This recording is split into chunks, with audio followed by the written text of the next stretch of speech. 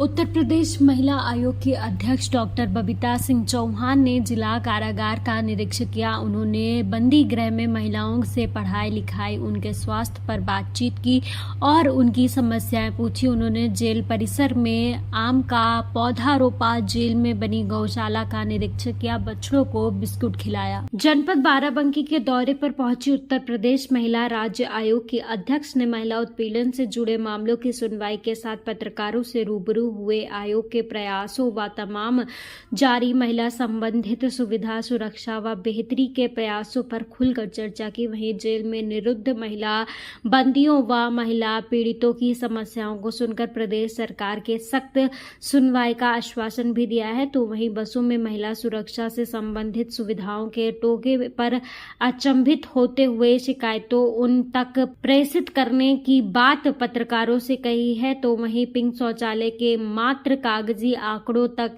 सीमित होने की शिकायत पर जांच करवा कर कार्रवाई की बात भी कही है। कई मामलों में कार्रवाई व आश्वासन देते हुए मामले की शिकायती पत्र तलब किए गए हैं। राज्य महिला आयोग की अध्यक्ष ने कहा कि महिलाओं की शिकायतों पर तत्काल कार्रवाई सुनिश्चित करना प्राथमिकता में है।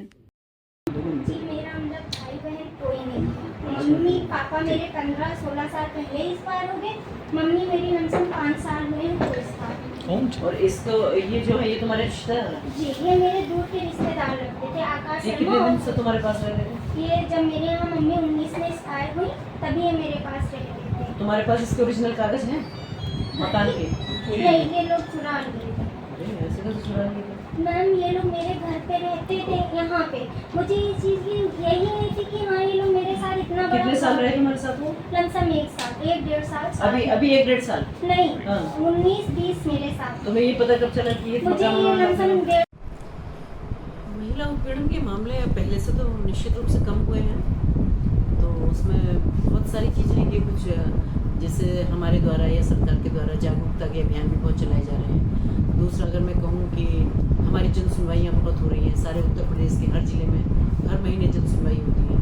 तो अगर केस की गिनती के हिसाब से देखा जाए तो बहुत कम हो गया। मैडम, सामने मामले जैसे आते हैं, एक रामनगर का मामला आया था जिसमें महिला ने शिकायत की थी, उसकी सुनवाई न हुई, उसके खिलाफ जो है मामला दर्ज कर दिया गया था। क्या केस था? फतेहपुर का मामला था, ये कोई ज़मीन का मामला था कुछ, तो उसी महिला के खिलाफ मामला दर्ज करके उसको जेल भेज दिया गया था। जेल वेल तो नहीं भेजा गया, पर वो हमारे पास आया था वो मामला कि उसमें कार्रवाई की डिमांड की थी, कार्रवाई भी नहीं हुई। नहीं तो उसके महिला जिसने जो शिकायत करता थी उसी को जेल भेज दिया जा रहा है। तो उसने नहीं, वो कुछ जो दूसरे थे, जो दूसरे लोग, उन्होंने मैंने बताया ना कि कोशिश की थी पर ना जेल गई थी ना कार्रवाई की थी। उसमें मैं पहले जो सीओ थी, मैडम जो थी सीओ, जो लखनऊ चली गई हैं, उन्होंने जब जांच की थी तो निर्दोष पाया था महिला के दोनों ने पक्ष लिया था। लेकिन जैसे ही वो हटी, दूसरा कोई वहाँ पे सीओ आया, उनको जो है तुरंत गिरफ्तार के जेल भेज दिया गया महिला को दूसरे फर्जी मामले में। लेकिन अब ऐसा नहीं है। तो हो सकता है किसी आप दूसरे केस की बात कर रहे हो। बाकी कल मेरे पास एक ऐसे ही केस आया था, तो किसी ने उसके खिलाफ भी, महिला का ही प्रॉपर्टी थी, उसके खिलाफ किसी दूसरे व्यक्ति ने FIR कराने की कोशिश की, लेकिन वो FIR भी नहीं हुई और हमने उसको निष्पक्ष जांच किया। प्रदेश सरकार नारी सुरक्षा के लिए प्राथमिकता पे रख रही है। एक आदेश हुआ था कि अलग अलग जो जिम खुले हैं, जिम में जो महिलाएं जाती हैं तो वहाँ महिला ट्रेनर होंगी।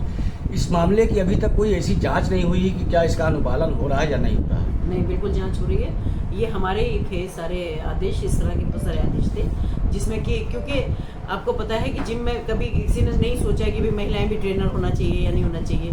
तो इन चीज़ों में जो थोड़ा सा विलम्ब हो रहा है वो इसलिए हो रहा है कि ट्रेंड लड़कियां थोड़ा सा मिलना अभी ज़रा मुश्किल हो रही है। बाकी इसके लिए बहुत सारे विभाग ऐसे हैं, बहुत सारी संस्थाएं ऐसी हैं जिसमें महिलाओं को ट्रेंड भी किया जा रहा है। लेकिन ऐसा नहीं है कि नहीं किया जा रहा। जहाँ महिलाएं मिल रही हैं और हैं तो वहाँ महिलाएं जिम में नौकरी पर रखी भी जा रही है। क्या कमीशन नया कुछ कर रहा है महिलाओं को? कमीशन तो हर दिन महिलाओं के साथ खड़ा है और महिलाओं के लिए हर दिन नया कुछ ना कुछ करता ही रहता है। जैसे अभी हमने एक अपने यहाँ से एक आदेश दिए थे कि भाई जो ये ओला, उबर और जितनी टैक्सी गाड़ियाँ हैं, इन पर सभी पे ड्राइवर का नाम, ड्राइवर का फ़ोन नंबर और ड्राइवर का ID प्रूफ होना चाहिए। जो कि मुझे खुशी है कि माननीय मुख्यमंत्री जी ने भी उसको पॉजिटिव वे में लिया और परिवहन विभाग ने उसके आदेश भी दिए हैं उत्तर प्रदेश में कराने के लिए, और ये चल भी रहा है। बहुत सारे डिस्ट्रिक्ट से हमारे पास रिपोर्ट भी आ गई है कि जहाँ कंपलसरी कर दिया गया है और काम उस पर चल रहा है। महिला क्यों ऐसा चिकित्सालय को क्यों? लेकर वो शिकायतें हैं। क्यों ऐसा किया था मैम? क्या वजह क्या क्योंकि इससे संबंधित हमारे पास केस आते थे।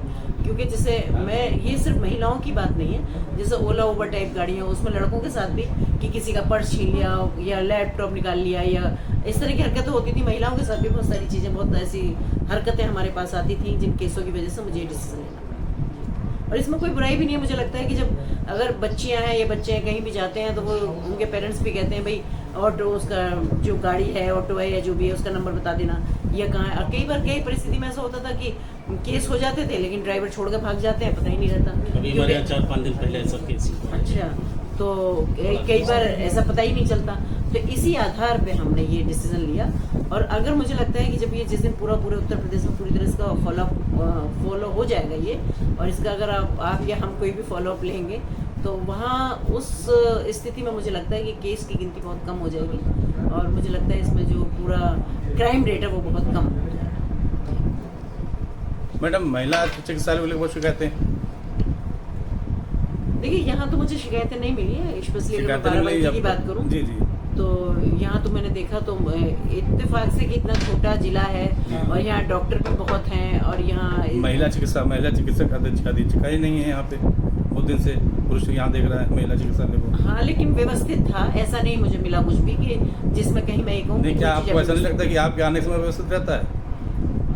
नहीं, बाद में वो खबरें भी छपती समझ आ हैं। जाती हैं जब मैं, ऐसा नहीं है मैं कोई किसी से ऐसे नहीं कह रही कि किसी की कोई बात को ऐसे छिपा रही हूँ या कर रही हूँ, क्योंकि वो चीज़ जो तुरंत की तुरंत व्यवस्थाएं की जाती हैं वो भी समझ आ जाती है कि कहीं आप जाए अगर गंदगी और वहाँ दिखाई दे जाता है कि वहाँ सफाई अभी अभी हुई है या पहले से सफाई हो रही है, तो वहाँ ठीक था, मुझे व्यवस्थित लगा। वहाँ कुछ मुझे ऐसा नहीं लगा कि जिसके बारे में मैं ये कहूँ कि भाई हाँ, बहुत सारी जगह जाते हैं तो बहुत सारी जगह बहुत कमियाँ भी मिलती हैं, ऐसा नहीं है, पर जहाँ नहीं है तो वहाँ मैं क्यों कहूँ